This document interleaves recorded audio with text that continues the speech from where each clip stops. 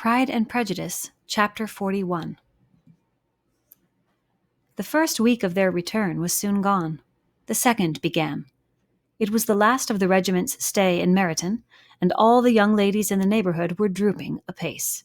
The dejection was almost universal. The elder Miss Bennets alone were still able to eat, drink, and sleep, and pursue the usual course of their employments.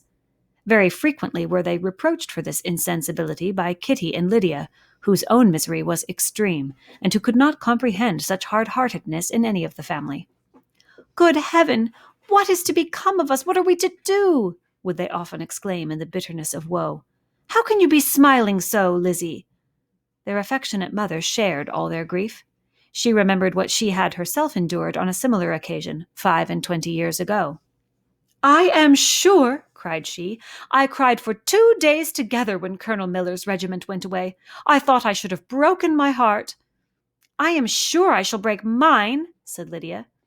"If one could but go to Brighton," observed Mrs. Bennet. "Oh, yes, if one could but go to Brighton, but Papa is so disagreeable." "A little sea-bathing would set me up forever."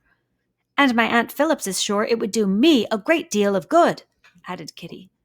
Such were the kind of lamentations resounding perpetually through Longbourn House. Elizabeth tried to be diverted by them, but all sense of pleasure was lost in shame. She felt anew the justice of Mr. Darcy's objections, and never had she been so much disposed to pardon his interference in the views of his friend. But the gloom of Lydia's prospect was shortly cleared away, for she received an invitation from Mrs. Forster, the wife of the colonel of the regiment, to accompany her to Brighton. This invaluable friend was a very young woman and very lately married. A resemblance in good humour and good spirits had recommended her and Lydia to each other, and out of their 3 months' acquaintance they had been intimate 2. The rapture of Lydia on this occasion, her adoration of Mrs. Forster, the delight of Mrs. Bennet, and the mortification of Kitty are scarcely to be described. Wholly inattentive to her sister's feelings, Lydia flew about the house in restless ecstasy, calling for everyone's congratulations, and laughing and talking with more violence than ever, whilst the luckless Kitty continued in the parlour, repined at her fate in terms as unreasonable as her accent was peevish. "I cannot see why Mrs. Forster should not ask me as well as Lydia," said she. "Though I am not her particular friend, I have just as much right to be asked as she has, and more too, for I am 2 years older."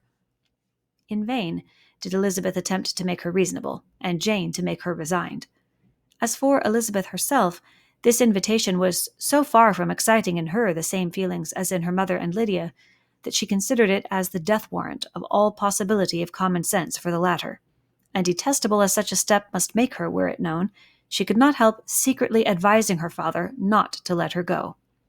She represented to him all the improprieties of Lydia's general behaviour, the little advantage she could derive from the friendship of such a woman as Mrs. Forster, and the probability of her being yet more imprudent with such a companion at Brighton, where the temptations must be greater than at home.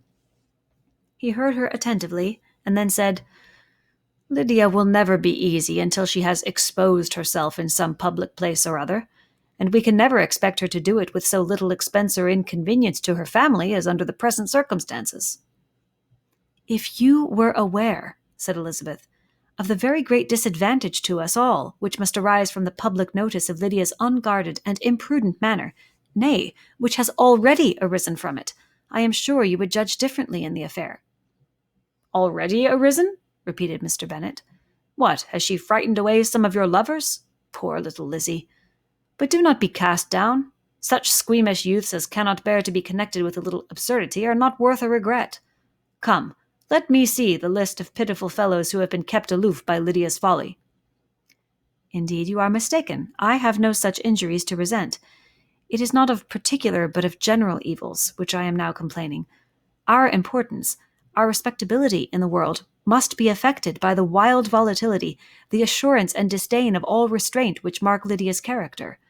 Excuse me, for I must speak plainly. If you, my dear father, will not take the trouble of checking her exuberant spirits, and of teaching her that her present pursuits are not to be the business of her life, she will soon be beyond the reach of amendment.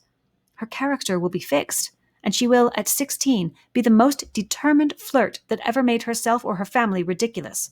A flirt, too, in the worst and meanest degree of flirtation, without any attraction beyond youth and a tolerable person, and, from the ignorance and emptiness of her mind, wholly unable to ward off any portion of that universal contempt which her rage for admiration will excite.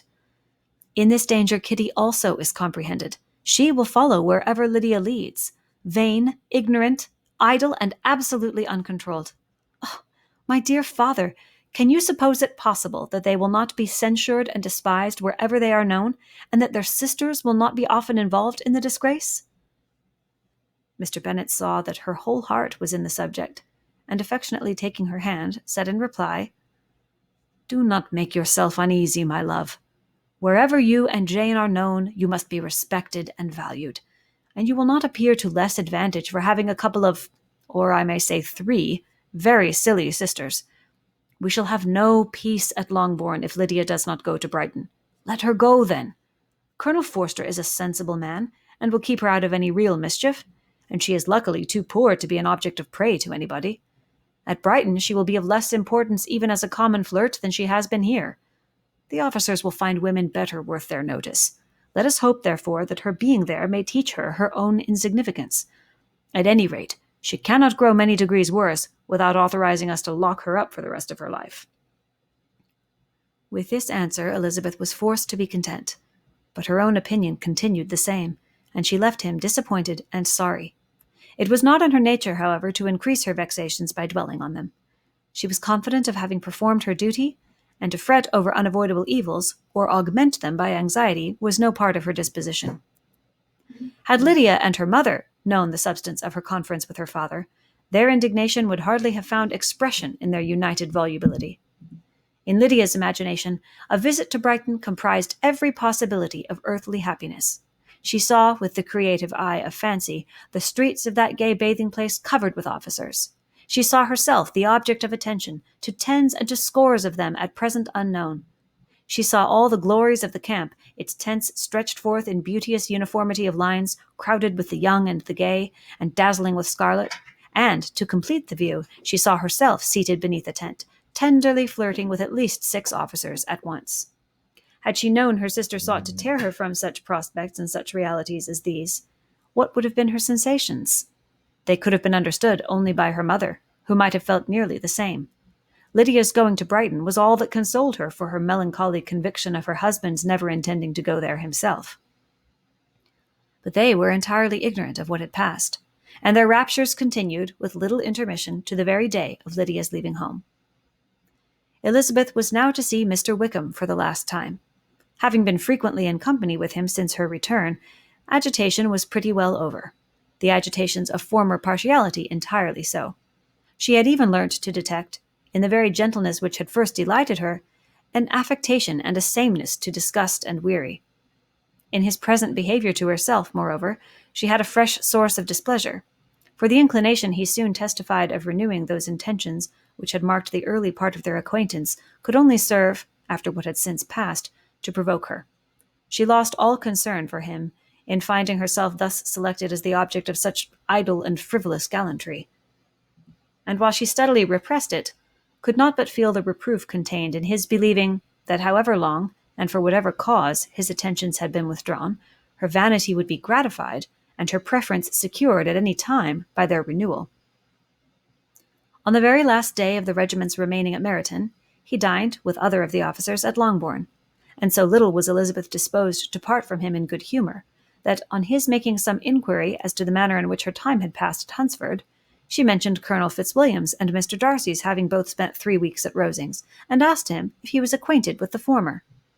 He looked surprised, displeased, alarmed, but with a moment's recollection and a returning smile, replied that he had formerly seen him often, and, after observing that he was a very gentlemanlike man, asked her how she had liked him. Her answer was warmly in his favour. With an air of indifference, he soon afterwards added, "How long did you say he was at Rosings?" "Nearly 3 weeks." "And you saw him frequently?" "Yes, almost every day." "His manners are very different from his cousin's." "Yes, very different. But I think Mr. Darcy improves upon acquaintance." "Indeed!" cried Mr. Wickham, with a look which did not escape her.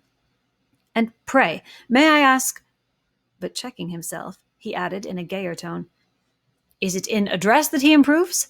Has he deigned to add aught of civility to his ordinary style? For I dare not hope, he continued, in a lower and more serious tone, that he has improved in essentials. Oh, no, said Elizabeth. In essentials, I believe, he is very much what he ever was.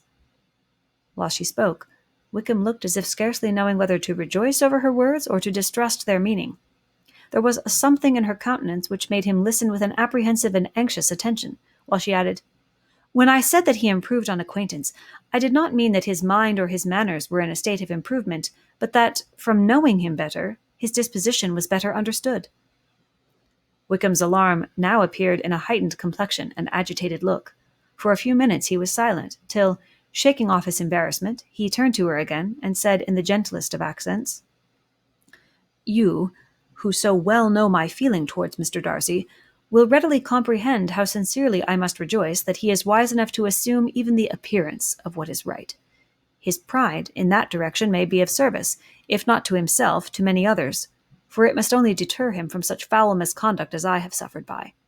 I only fear that the sort of cautiousness to which you, I imagine, have been alluding, is merely adopted on his visits to his aunt, of whose good opinion and judgment he stands much in awe. His fear of her has always operated, I know, when they were together, and a good deal is to be imputed to his wish of forwarding the match with Mr. Berg, which I am certain he has very much at heart. Elizabeth could not repress a smile at this, but she answered only by a slight inclination of the head. She saw that he wanted to engage her on the old subject of his grievances, and she was in no humor to indulge him. The rest of the evening passed with the appearance, on his side, of usual cheerfulness, but with no further attempt to distinguish Elizabeth, and they parted at last with mutual civility, and possibly a mutual desire of never meeting again. When the party broke up, Lydia returned with Mrs. Forster to Meryton, from whence they were to set out early the next morning. The separation between her and her family was rather noisy than pathetic. Kitty was the only one who shed tears, but she did weep from vexation and envy. Mrs. Bennet was diffuse in her good wishes for the felicity of her daughter, and impressive in her injunctions that she should not miss the opportunity of enjoying herself as much as possible, advice which there was every reason to believe would be well attended to. And in the clamorous happiness of Lydia herself in bidding farewell, the more gentle adieus of her sisters were uttered without being heard.